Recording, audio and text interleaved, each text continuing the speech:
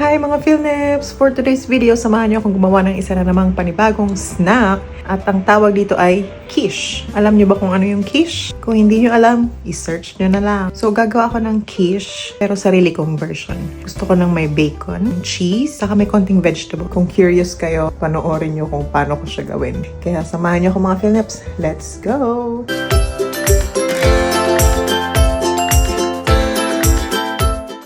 So, una, mga Philneps, dapat meron kayong puff pastry sheet. Kinat ko na yan sa 4. Nalagay na natin siya.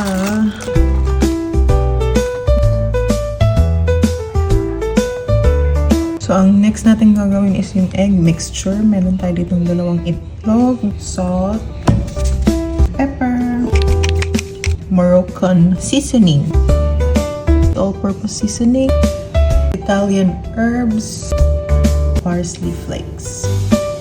Tapos ibit lang natin yan. Cream.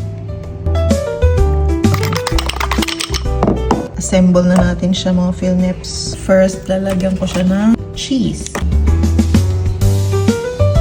Bacon.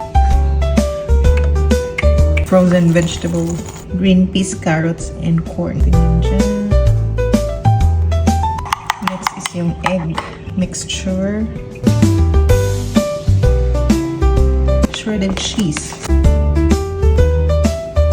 parsley flakes, may color. Ito na siya mga Philneps. I-bake na natin siya. Nilagay ko yung tirang egg mixture, saka yung tirang vegetables, saka mga bacon. Bake na natin.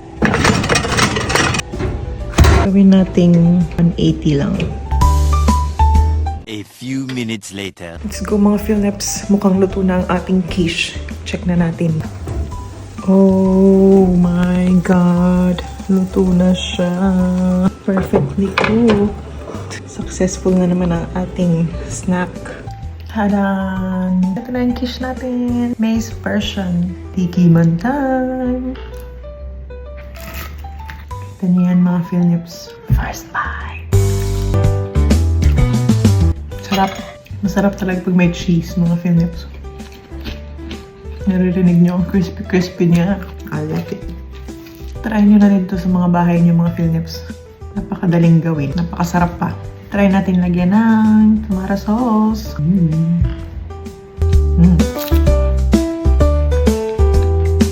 Perfect.